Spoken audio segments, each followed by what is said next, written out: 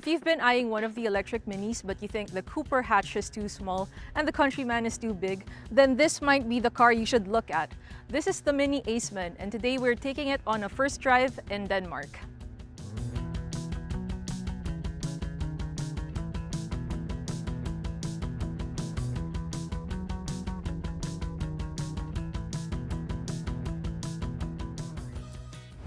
Okay, so let's just do a quick walk around so I can get out of the rain. And to start with, the Aceman is not related to the model that was known as the Paceman.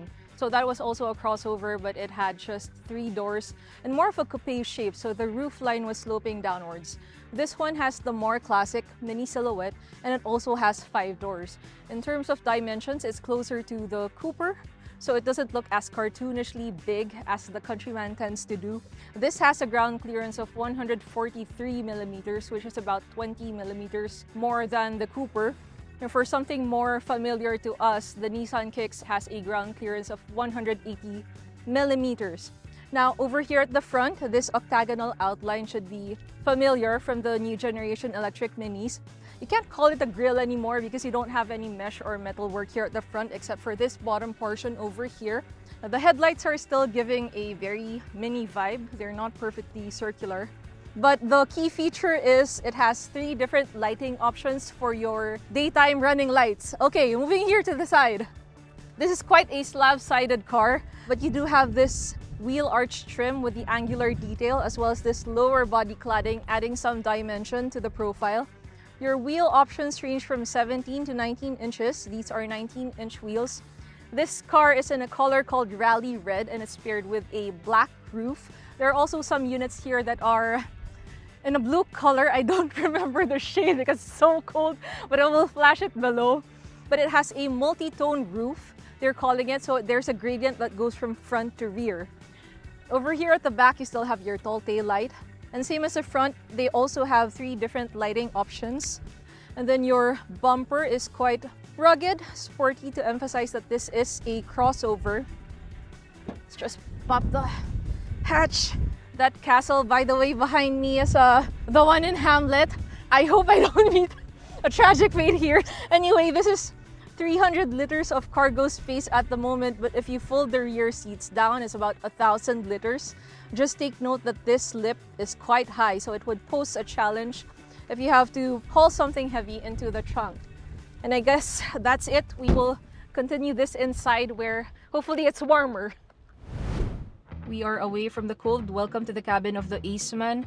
In here, it's very vibrant, youthful, and funky, all those adjectives. The architecture itself of the dashboard is quite minimalist, but the styling is very playful. So very cutesy, but not necessarily demure. You have all these interesting colors and textures and shapes, like this door handle. Like I said, not very demure. This oblong shape you're going to see throughout the cabin. It's everywhere. But the focal point here is really this massive circular OLED display.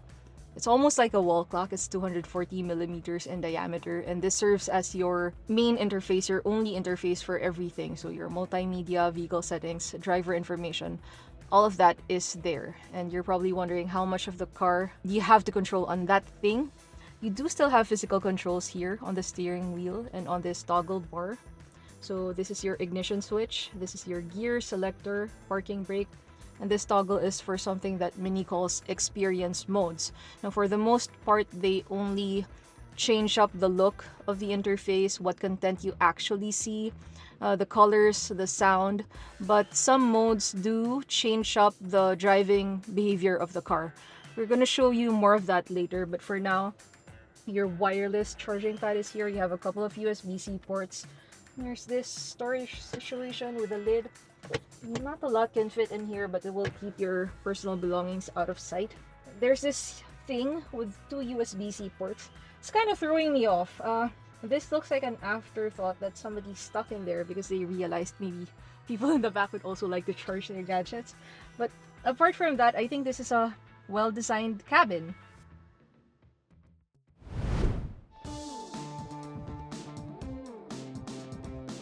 The Aceman is powered by a single electric motor no matter which variant you go for.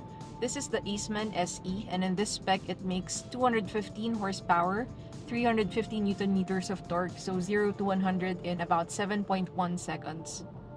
The battery is a 54.2 kilowatt hour unit, but net capacity is about 49 kilowatt hours for a claimed range of 405 kilometers.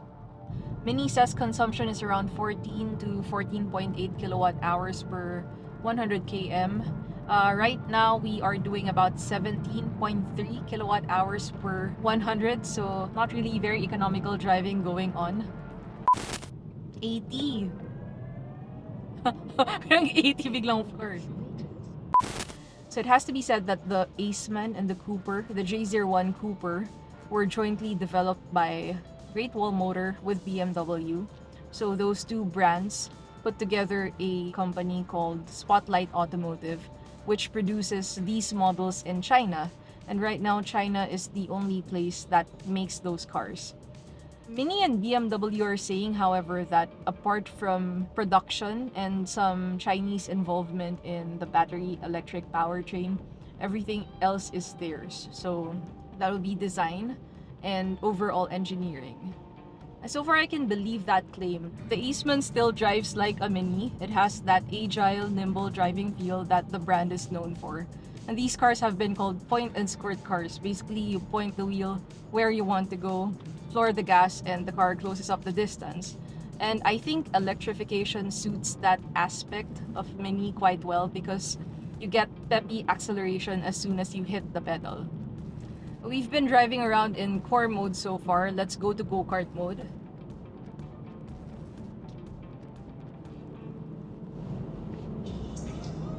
And it does that sound effect every single time. And I'm not sure how well you can hear, but there's also that fake sound, which does sound fake, but it helps with driving engagement, I guess. Apart from that, everything else feels more aggressive overall. Your steering is more direct. Your acceleration is quicker. It doesn't really do anything to the suspension because this does not have adaptive suspension. As it is, the body roll is quite controlled. The ride is stiff but reasonably compliant. Although we were told last night that Minis are supposed to be that way. The engineers didn't really push for the cars to be cushy because they're not supposed to be cushy. Braking in this mode, I like. It's responsive, well modulated, doesn't feel as grabby as in other electric vehicles. So in that regard, it's quite confidence inspiring. The question is, does it feel like a Mini?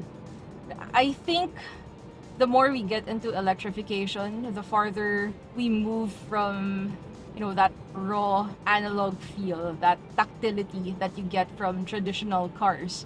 But BMW and Mini have done well to preserve as much as they can of the brand's essence and character in the Aceman.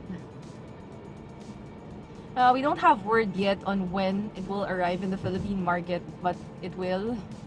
Otherwise, what am I doing here?